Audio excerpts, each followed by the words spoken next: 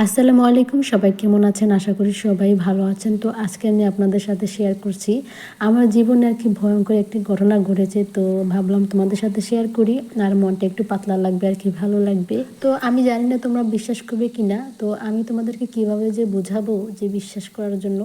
তো ভিডিওর প্রথমেই বলে দিচ্ছি, অবশ্যই অবশ্যই কিন্তু বিশ্বাস করবে, আমি মিথ্যে কথা বলি না। এই ঘটনাটার পর আমার রাতের ঘুম একদমই হারাম হয়ে গেছে। আমি ভালো করে আর কি ঠিকমতো ঘুমাতে পারি না। তো ভাবতেছি কি করব।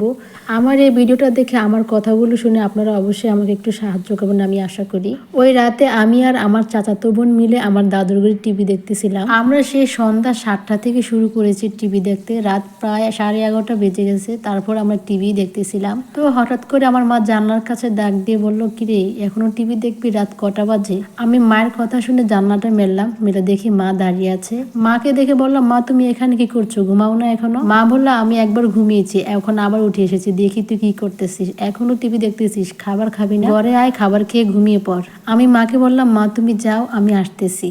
তো মা চলে গেল। যাওয়ার পর হচ্ছে কি জানলাটা আটকে দিলাম। মা যাওয়ার 20 মিনিট পর আমি আবারও জানলা মেরেছি, দেখি মা আছে কিনা, মা জাগনা আছে কিনা। তাই মাকে ডেকেছিলাম।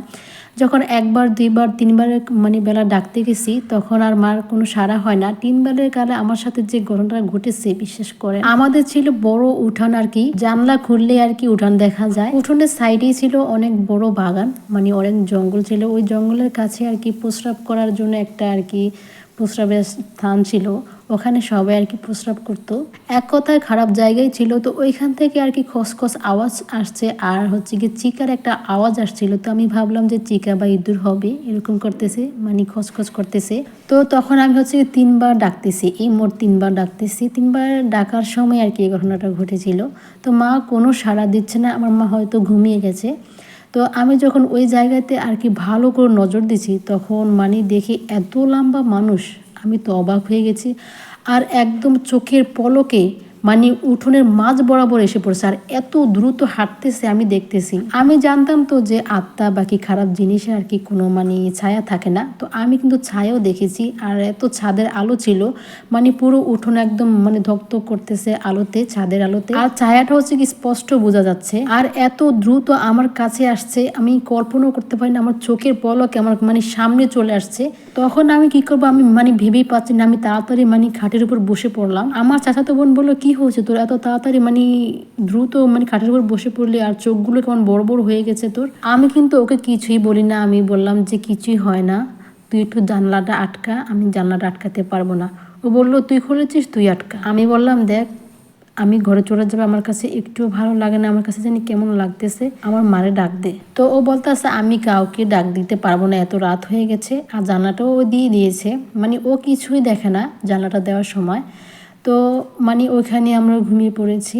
তারপর হচ্ছে কি ওই রাতের পর থেকে আমি যত দিন ঘুমাচ্ছি, ততদিনই আমি স্বপ্নে দেখছি যে আমার মানে ওই জায়গা থেকে মানে ওদিক থেকে কেউ যেন আমাকে টেনে নিয়ে যাচ্ছে। আর এত ভয়ঙ্কর মানে মানে আমি রাতে ঘুমাতেই পারি না, বিশ্বাস করেন। মানে আপনারা একদমই বিশ্বাস করবেন কিন্তু আমার কথাটা, যা আমার সাথে ঘটেছিল, বিশ্বাস করেন আমি এখনো রাতে ঘুমাতে পারি না। আমি আশা করছি আপনারা আমার এই কথাগুলো বিশ্বাস করবেন, আর আমার এই ভিডিওটা দেখে আমার কথাগুলো শুনে আমাকে একটু সাহায্য করবেন, আমি যে কি করব এখন।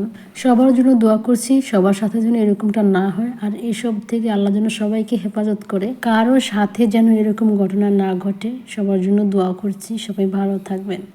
আর আমার এই ভিডিওটা তোমাদের কাছে কেমন লাগলো অবশ্যই কমেন্টে বলবে। সবাই ভালো থাকবে, সুস্থ থাকবে। আল্লাহ হাফেজ।